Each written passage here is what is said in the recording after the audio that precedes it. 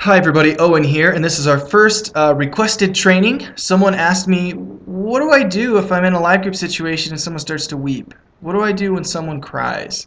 And so that's what we're going to talk about today. This is not going to be a short video, so I'm just let you know that heads up, because there are a few things to be doing and a few attitudes to be taking when it comes to working with someone who has crying during a live group.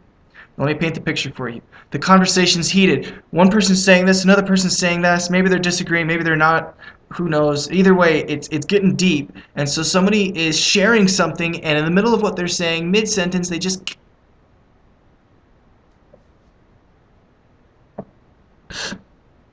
and they start to cry. And you know at this point that they are going to be sharing something very important because whatever it is emotionally charged, and nothing is emotionally charged if it is not important. So, how do we respond?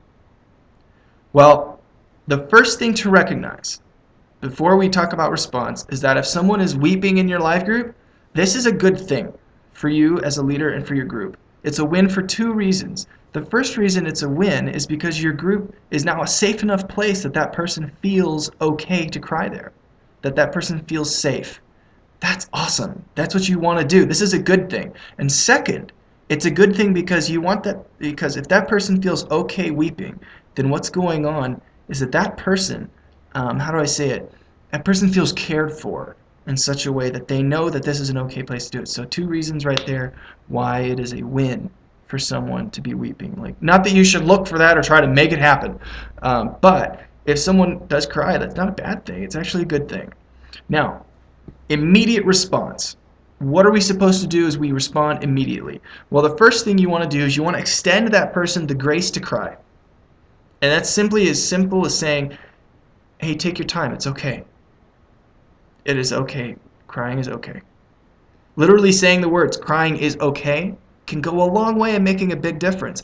Because chances are this person does not feel safe to let those emotions out elsewhere. If that person did feel safe, they probably would not have built up to the point that that person is now crying.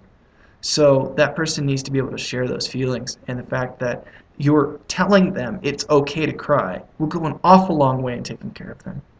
The second thing you want to do after you let them know, hey, it's okay, feel free to cry or not cry, crying is okay, we can wait. The second thing you want to do is you want to give them the freedom to continue sharing or the freedom to take the attention off and move on. And that's as simple as saying, do you want to talk about it? And if you don't, that's okay, we can move on. And by asking that question, what you're now doing is you're giving that person the freedom to choose. You're not forcing them to share on the one hand, and on the other hand, you're not telling them, hey, you don't matter. You're letting them choose how much they matter. Chances are, if they have the freedom to cry and they have the freedom to choose, they will probably continue to tell you about it. But who knows? If they don't want to talk about it, then the key thing to do here is not talk about it. And what you do is you look at somebody in your group who talks a lot. Look at that person and say, hey, what about, and you change the subject, ask one of the questions from the curriculum that week, whatever you like, something that gets that person talking so that the attention is moved over there. And now the person who's crying, they can get up and get a tissue, they can go to the bathroom, they can just sit, they can do whatever they want, but either way they're not being stared at. Let's say the person does want to talk about it. Then from there, what you move on to do is you do some active listening. You do some reflective listening. We call it attending. You can learn about attending in the manual. It's under the Building a Great Discussion, and that's in the manual. And it talks about how to listen and give back what the person's telling you in such a way that you're asking it. Hey, it seems like this really hurts you. Okay, duh, they're crying. But that's then they're going to say, yeah, it does really hurt. Maybe they hadn't said that yet. It seems like all of this stuff is really coming down at once, and really, it's like all happening at once to you. Oh my gosh, you don't understand. Yes, it is. Those types of questions. So you'll move on from there. Now, I mentioned there are attitudes as well as actions to take when someone cries. The first attitude that you need to have is one, you want to look for ways to provide comfort for your person who is crying in your group. Now, there are two main ways to provide comfort. One is with words and the other is with touch. So in your words, you want to make sure, like you've already been doing, you've been saying, hey, it's okay, crying's okay. You want to make sure you're affirming that person. You say, hey, you're a great person. I'm really glad you're here. I'm really glad you're talking about this right now. You're awesome. those sorts of things make the person feel like, really, I'm not a weirdo because I'm letting my emotions out? I'm not weird? No, you're not weird. You're okay. That's a good thing. And so you want to communicate that comfort with words. You also want to communicate it with touch, depending on the circumstance. Some people are not okay with touch. Lots of people are. If it's a different genders, a little side hug goes a long way, and like a little shoulder squeeze thing. Or if it's the same gender, a little, hey, I'm really feeling, I'm sorry, that sort of thing. Now, it's up to your discretion whether that's appropriate while the person's crying, or if you'd rather do that, at the end of the meeting when people are going for more food, whatever's more tactful is what you want to do. But you want to do comfort with words and touch. And then finally, the last attitude, you want to make sure that you're being protective and you want to guard them. And especially that shows up in two areas, confidentiality and within the group. Confidentiality has to deal with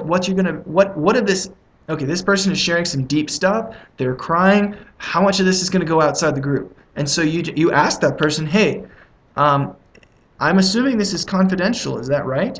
And you want to make sure that they're on board, yeah, please don't share this. Or, oh, it's fine, I'm an open book. But if they don't want it shared, then, make sure that's the case, and then tell the group, okay, guys, hey, we talked about some deep stuff tonight. The part about, so-and-so, we're going to keep that's in-house tonight, okay? And the other thing you want to do is you want to guard them and protect them from people within the group. Because sometimes we have people in our groups who just don't like emotion. They just don't want to go there. It is uncomfortable. They're the folks who put up the wall and say, I don't care. You cry, that's your business, not my business. Keep it away from me. I got my own problems. Whatever their reasons are, either way, what you want to make sure of is that no one steps on that person in their moment of vulnerability, because if that happens, then that person is no longer safe to cry, and live groups are not doing what they're supposed to be doing.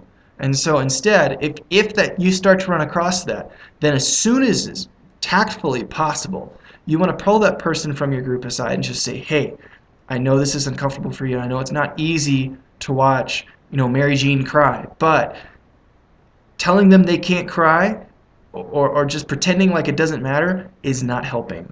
And I need you to take one for the team and to just love on Mary Jean a little bit and let her cry. And there's probably an even nicer way to say that, but what you want to do is you want to protect that person both from within the group and from without the group. Within the group, being a guard dog against anybody who doesn't care, and without the group, outside the group, working with anybody who, talking about confidentiality. So that in 8 minutes is what to do if someone in your live group starts to cry. Like, what do I do with that? It's not a weird situation. It's not a comfortable situation, but it is an opportunity for growth, because let's face it, life happens. And when life happens, that's when a live group comes into play. And so it's a great chance to grow your group and to help them mature and learn from each other. So anyway, if you have any more questions, let me know.